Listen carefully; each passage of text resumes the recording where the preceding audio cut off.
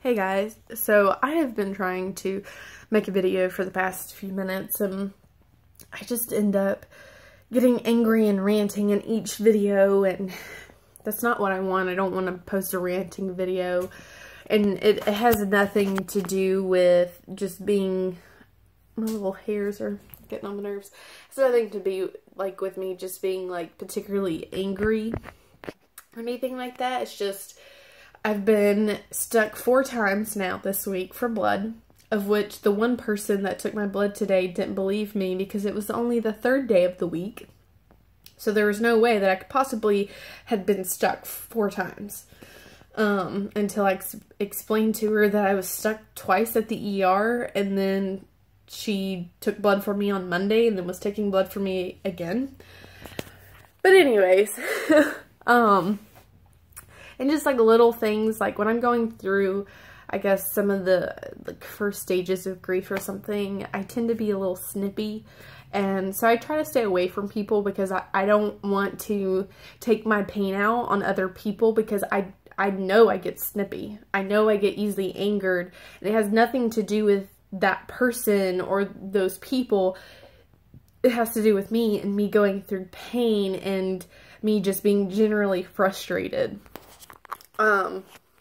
Just because, like, it's hard to explain. I'm frustrated because instead of just miscarrying the baby, I found out that the baby's heart had already stopped and the baby was already gone, and then I miscarried. Like, why did my body allow myself to keep the baby for as long as it did and keep growing? It kept growing the placenta, but it wasn't keeping the baby alive. So that's frustrating. It's like, why, body? Why? I don't know. It's just like one of those things that you question. And I also feel frustrated because I feel like I don't have the greatest uterus. Like, I'm super thankful that I, tend to get pregnant rather easily, even though I do have my own struggles there with getting pregnant. It is not that of someone who really struggles with infertility, because I actually have some friends who struggle with it just way more than I do. So I don't consider myself a struggler with infertility. I know my body, and I don't ovulate every month, so it just makes it a little more difficult, but I still obviously can get pregnant. The frustrating thing is that I have only had 1 pregnancy that I didn't have to be on medication to keep the pregnancy, and I've only had 2 full-term babies out of the 5 children that I have been pregnant with. So, like, that's frustrating. But I actually decided that I didn't want to make a video about that, or about any of this. I actually wanted to make a video about my husband. He's just been great. I know a lot of times women on like my mom groups or grieving groups will post like their husbands just don't understand and they're not helping them with their grief, which is very common. It doesn't mean anyone's a bad person. It's just we all grieve differently, and sometimes it's hard to help someone if we don't understand them.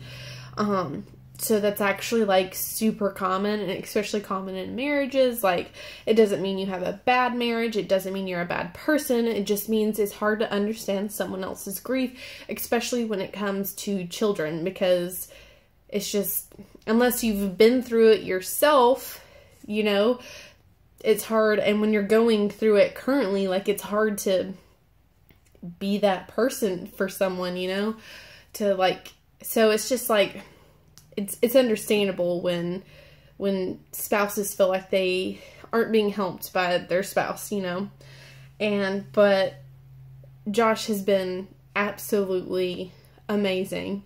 He has been there with me every step of the way that he could be.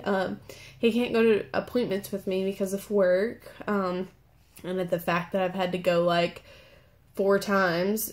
He did go with me to the ER. He did take me to the ER, but he laid in bed with me all day.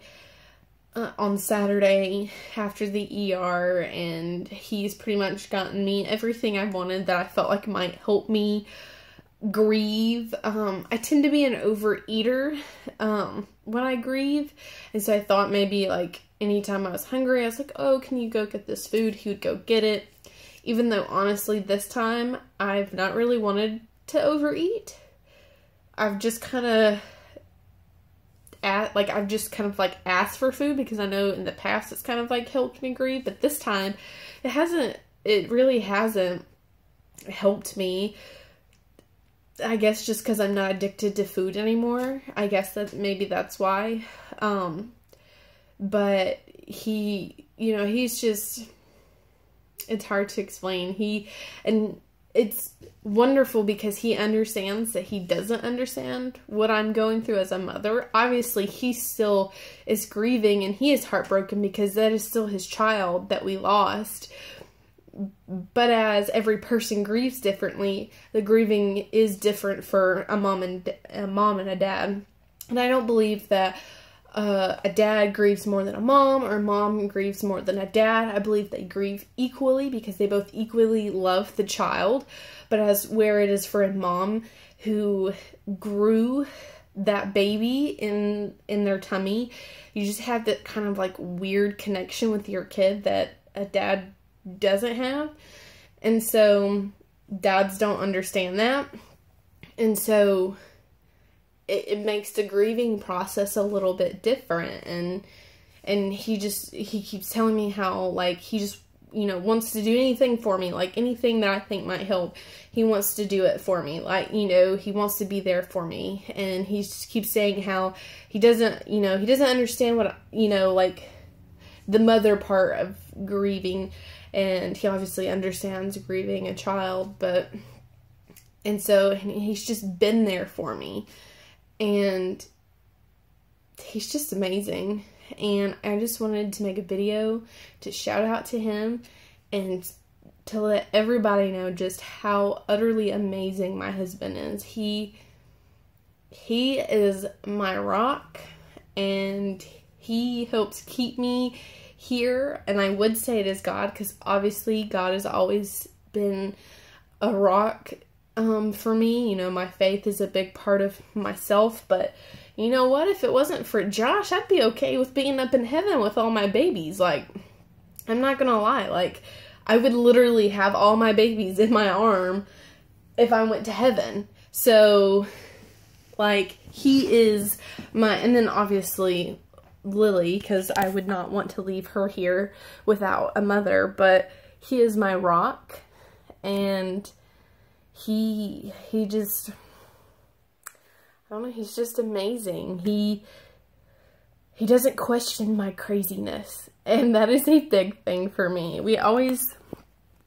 joke, or I always joke about how crazy I am, and we'll just joke and be like, oh, like, don't leave me or something like that, and I'll be like, I can't ever leave you, and I'm like, and you can't ever leave me, because I'm so crazy that nobody else would love me. I am crazy, and he might not understand my crazy, but he deals with it, and I am thankful that I have someone who loves me through all my crazy, which he always tells me I'm not crazy, but I'm pretty sure I am. Like, I'm pretty sure I'm crazy.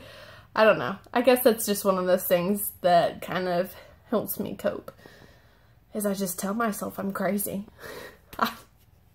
You tell yourself a lot of crazy stuff, and you think a lot of crazy stuff when you're grieving. So anyways, I just wanted everyone to know how utterly amazing my husband is, and keep him in your prayers, because he's being strong for me so that I can just grieve, and which he needs to grieve as well. And so, so just keep him in your prayers. And I'm still hurting, and I'm having pain, and it's starting to become a little concerning, because I don't think it's not like pain like when you're initially going through the miscarriage process. It's different pain. It's starting to get a little concerning, so it's something I'm going to talk to my doctor about tomorrow. Hopefully nothing crazy is going on inside of me, like, you know, hopefully everything's fine, and this is just a part of just having a, you know, a miscarriage later on than what I'm used to. So, but anyways, I hope you guys have a great day, and God bless.